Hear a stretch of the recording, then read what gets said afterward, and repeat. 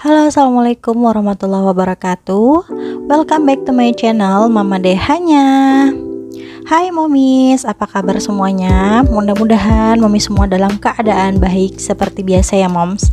Dan buat momis nih yang lagi kurang enak badan atau kurang fit gitu, semoga Allah angkat penyakitnya dan kembali segar untuk menjalankan aktivitas seperti biasa. Untuk di video kali ini aku mau sedikit update tentang sinking fund yang sudah aku bikin selama kurang lebih 4 bulan ini ya moms. Mulai dari sinking funds untuk atap dapurku, terus untuk dana lebaran, sinking funds versi recehku untuk keperluan rumah tangga atau perintilan dapur, lanjut ke dana darurat. Walaupun sebenarnya belum ada ya tabungan untuk dana darurat, karena nanti aku akan mulai menabungnya itu di gajian nanti di akhir bulan Januari. Terus nanti juga aku mau menambah sinking funds baru dan challenge baru.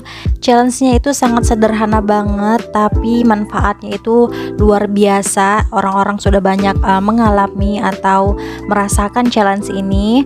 Nah, dari sini aku juga mau mulai dari nilai-nilai kecil dulu supaya kita nggak ngerasa terbebani dan menjadikan ini sebagai habits atau rutinitas kita di pagi hari sebelum kita melakukan aktivitas. Dan juga aku mau sharing sedikit soal investasi yang sedang marak ya, maksudnya yang lagi up banget, walaupun untuk di kalangan kita sebagai emak-emak, sebagai ibu rumah tangga, perihal investasi. Jadi stay tune. Oke, mulai dulu pertama dari sinking funds aku untuk atap dapur, dimana budgetnya ini aku anggarkan atau aku targetkan di awalnya itu di 8 juta. Dan alhamdulillah ini sudah terkumpul 3.200.000. Memang masih jauh dari target ya, tapi jangka waktunya itu sudah semakin mepet. Dan aku percaya sih Allah itu punya waktu yang tepat ya untuk memberikan kita rezeki. Pintunya dari yang tak disangka-sangka, dari yang tak diduga-duga. Dan aku yakin aja gitu. Modal yakin aja, modal usaha. Nanti untuk urusan hasilnya kita serahkanlah ya sama yang di atas. Insya Allah untuk pekerjaan dapur itu sudah mulai ada sedikit-sedikit dicicil gitu ya moms untuk pekerjaan renovasinya. Jadi aku akan transfer uangnya ke dalam rekening senilai 2 juta. Tapi sebelum itu aku mau kenalin dulu nih ke momis yang juga lagi budgeting ya kayak aku. Dan uang-uang cashnya itu atau uang-uang sinking fundnya itu sudah mulai banyak. Terus mulai agak worry nih kalau uang cashnya itu disimpan di rumah semua. Jangan khawatir, momis bisa simpan uangnya itu sebagian di bank, misalkan dengan nominal 2 juta nih seperti yang aku sekarang. Terus nanti nilai nominal 2 juta itu bisa kita ganti dengan slip uang seperti ini nih. Jadi slip uang ini terdiri dari nominal 500.000, 1 juta sampai 100 juta. Jadi buat momis yang mau samaan bisa cek di Instagramnya Sinti Studio. Terima kasih Kak Sintis, ini berguna banget buat aku, bakal kepake. Bentuk uangnya juga sudah disesuaikan dengan uang aslinya. Terus juga dikasih gambar beruang gitu yang bikin semakin lucu dan semakin semangat nih buat ngumpulin uang cash yang banyak. Nah, ini kan aku mau tabung ya, uangnya itu 2 juta mau aku masukkan ke dalam rekening. Jadi aku pakai dengan nominal slip 1 juta 2 lembar untuk aku simpan di dalam dompet sinking funds. Secara aku ini orangnya tim cash banget moms, karena kalau misalkan uang disimpannya di dalam rekening, apalagi cuman mengandalkan satu rekening ya, semua uang digabung dalam satu rekening, itu alamat aku nggak ngerti ya cara mengatur dan kelola uangnya. Jujur, karena untuk menyimpan uang di rekening itu memudahkan kita untuk segala transaksi. Cuman buat aku pribadi memang agak repot kalau kita tuh menyimpan uang semuanya di dalam rekening. Walaupun nih di rumahku sendiri itu untuk beli galon aja, untuk beli gas pun itu sudah bisa menggunakan transfer atau pembayaran uang elektronik gitu loh moms. Cuman aku nggak pakai yang kayak gitu karena memang agak susah untuk mengontrol sisa budget untuk kebutuhan. Jadi buat aku pribadi nggak apa-apa sedikit effort untuk mengurus uang secara cash gitu ya, yang ada katanya bau uang lah gitu, nggak suka. Cuman aku nggak apa-apa sih untuk mengurus uang cash. Secara dengan uang cash itu aku lebih semangat gitu loh untuk mengumpulkannya, karena tipenya itu orangnya suka ngelihat yang real sih, yang nyata. Uang yang nyata, jadi nanti dari sisa uang atau dari uang yang ada itu kan kelihatan ya, ini tuh budget, dengan budget segini bagaimana caranya kita bisa survive sampai akhir bulan. Lanjut ini ke sinking funds versi mini yang pernah aku bikin. Buat momis nih yang baru mampir ke channelku mungkin belum tahu ya sinking fund versi mini itu apa. Sinking funds mini ini aku bikin sebagai pengalih keinginan aku pada saat itu. Alih-alih aku belanja atau langsung check out di toko online shop gitu atau di e-commerce, jadi aku bikin sinking funds atau aku tantang nih diri aku untuk menabung dulu untuk keinginan yang aku pengen capai itu. Ternyata trik ini tuh manjur buat aku pribadi supaya tidak rajin-rajin check out untuk barang-barang yang rasanya itu nggak terlalu penting. Maksudnya nggak terlalu penting itu selama masih ada barang yang bisa dipakai di rumah, jadi aku pakai dulu barang yang ada gitu loh moms. Nah saat ini tuh aku lagi memisahkan nih sinking funds yang jangka pendek dengan sinking funds yang bentuknya atau umurnya itu jangka panjang dan long lasting gitu loh. Nah untuk ini yang sekarang ini adalah sinking funds jangka pendek aku untuk perintilan dapur yang nominalnya juga kecil dan jangka waktunya juga kecil. Kenapa sih uangnya nggak bertambah, kolomnya masih segitu-segitu aja dari bulan-bulan yang lalu? Karena memang hasrat aku untuk membeli barang itu tuh memang sudah hilang gitu loh moms. Jadi kayaknya memang sih bakal akan kebeli, cuma nanti deh kalau misalkan udah urgent gitu ya, karena masih banyak sinking funds aku yang sifatnya tuh lebih urgent dibanding yang versi mini ini. Jadi selama ini aku mendahulukan dulu sinking funds aku yang urgent dulu. Buat momis nih yang masih suka bablas atau melebihi budget untuk belanja di e-commerce, boleh deh coba trik kayak gini moms, karena aku sendiri juga udah ngerasain gitu. Kadang-kadang check out itu tuh hanya sekedar lapar mata aja gitu, sebagai hasrat pengen memiliki barang itu. Tapi nanti kalau barangnya sudah sampai, kadang-kadang juga dianggurin ya moms, bahkan disimpan di lemari nggak dipakai-pakai gitu. Itu aku pribadi sih. Cuman kalau momis ada nggak yang samaan kayak aku? Boleh dong sharing di kolom komentar. Jadi masih banyak DM di Instagramku nanya ini soal uang sinking funds itu biasanya diambil dari mana. Sebenarnya itu balik lagi ke orangnya masing-masing, ke individunya masing-masing. Nah untuk sinking fund versi mini ini biasanya aku isi dari sisa-sisa uang belanja atau budget bulanan gitu loh moms. Jadi kalau misalkan ada sisa belanja bulanan itu, aku masukin uangnya ke dalam tabungan sinking funds mini ini, karena kan jumlah atau nominal targetnya itu juga kecil, kisaran di 100 atau 200 ribu saja.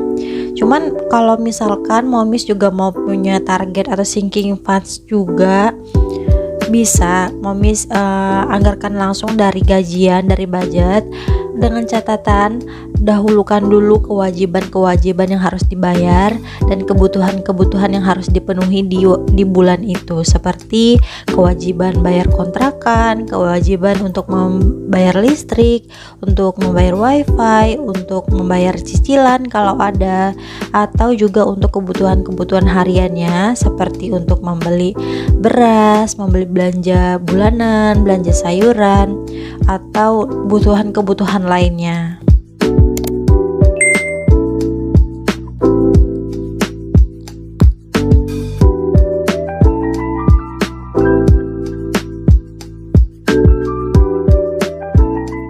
Setelah memisahkan sinking funds miniku, sekarang aku mau lanjut ke sinking funds untuk jangka menengah. Di antaranya itu yang pertama tadi sudah aku hitung atau update di awal tadi untuk renovasi dapur. Lanjut ke dana lebaran, ini sudah alhamdulillah sudah terkumpul 2 ketupat lebaran ya. Artinya itu setiap satu ketupat itu nilainya 500.000, berarti untuk 2 ketupat sudah terkumpul 1 juta rupiah. Alhamdulillah. Lanjut ke dana darurat, ini masih kosong, masih belum ada isi, nanti akan diisi di akhir bulan. Semoga ada rezekinya, amin. Dari dana darurat kita lanjut ke kiddos needs atau kebutuhan anak-anak. Kiddos needs ini aku bikin beda dengan uang jajan anak-anak setiap bulannya. Kalau untuk kiddos needs ini, kalau misalkan bajunya yang harus di-upgrade atau beli mainan baru atau beli buku baru, aku ambil uangnya dari kiddos needs. Karena ini akan aku pakai ke long lasting atau jangka panjang ya.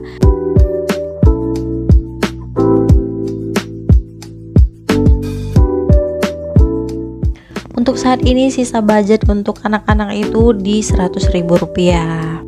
Walaupun uangnya nanti akan bersifat refill, masuk keluar gitu, tetap harus punya catatannya supaya kita tahu nih kemana uangnya sudah pergi dan kapan uangnya itu kita ambil. BTW aku mau ngingetin nih sekali lagi, maksud aku nge-share video ini bukan untuk pamer ya moms ya, apalah aku dari dibanding momis yang sudah duluan menabung, yang sudah banyak tabungannya, aku tuh nggak ada apa-apanya dibanding momis semua. Di sini aku hanya berniat untuk nge-share ya bagaimana cara aku simpan tabungannya, terus mudah-mudahan memberikan motivasi semangat juga untuk teman-teman yang juga baru mau mulai untuk belajar menabung, untuk belajar membuat anggaran. Kita sama-sama belajar di channel ini. Momis juga bisa sharing di channel ini.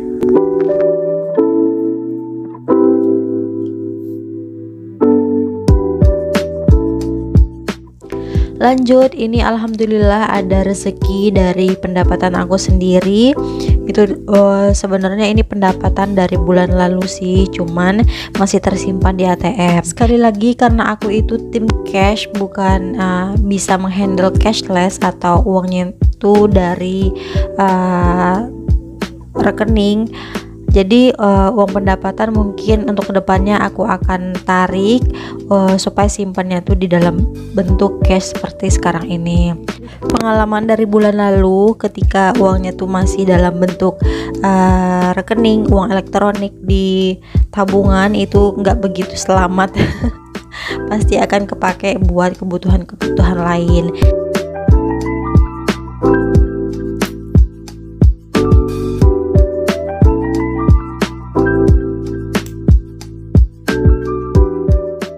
Selanjutnya aku sedang berusaha membuat tantangan baru yang akan aku jalani di setiap pagi hari, yaitu sedekah subuh, dimana sedekah subuh ini tuh setiap harinya akan diisi dengan nominal berapapun, sambil bersedekah, sambil melantunkan hajat-hajat kita yang ingin kita capai ya dengan Allah, dengan harapan kita bisa menjalankannya secara optimal.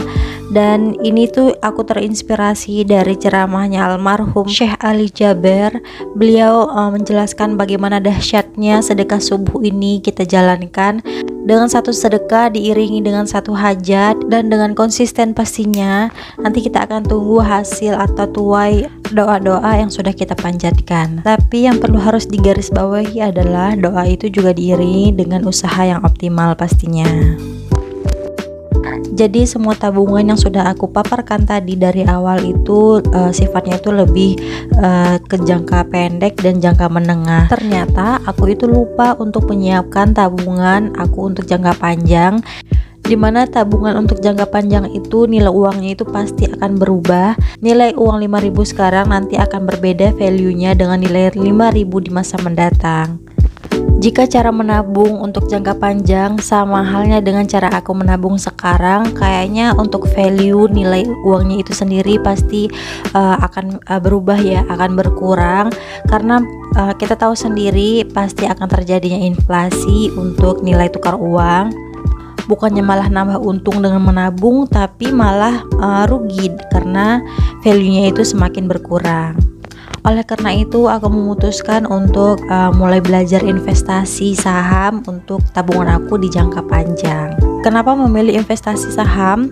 Karena menurutku investasi saham ini adalah salah satu cara yang efektif untuk kita melindungi uang kita dari inflasi nanti untuk jangka panjang. Dulu waktu kuliah aku sebenarnya sudah pernah belajar soal investasi saham, cuman yang namanya tidak pernah mempraktekkan langsung secara real, ya kayaknya aku kayak nggak nyambung gitu, dan tetap nilainya juga paling rendah untuk nilai investasi saham.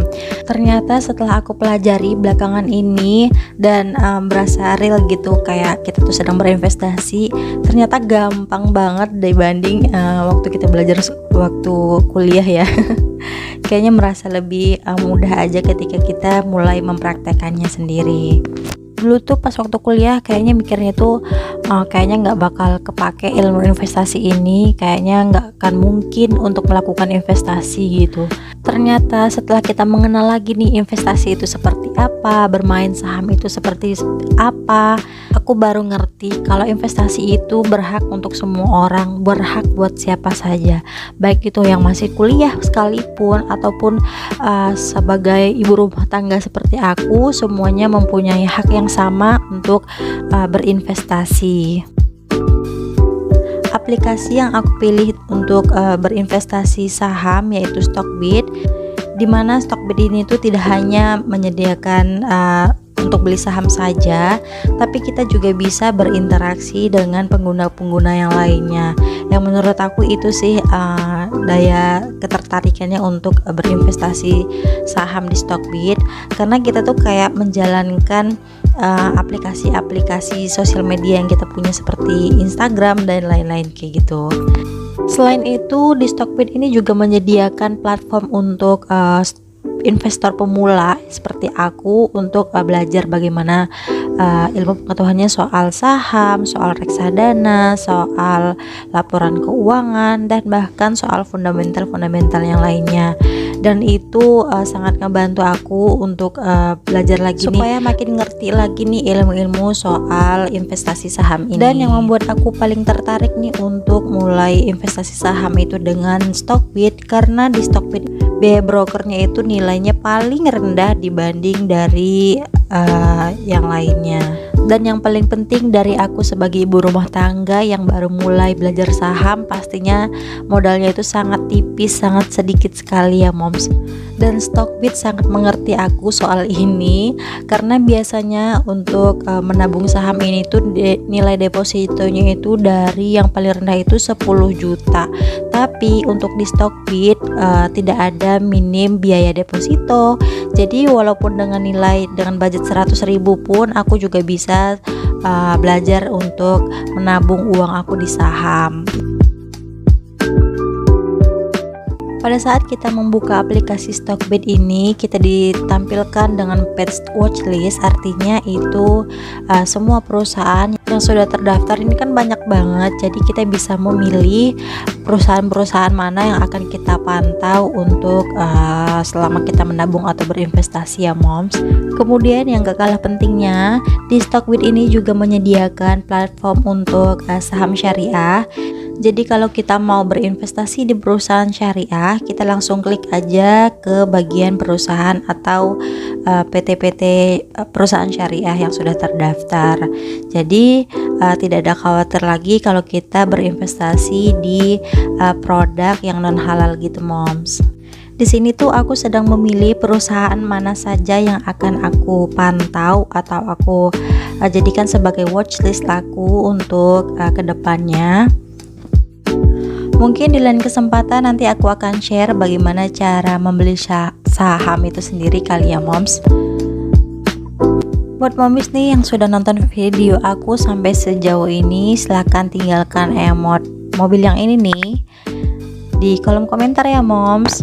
Sekian dulu dari aku pamit. Assalamualaikum warahmatullahi wabarakatuh. Bye.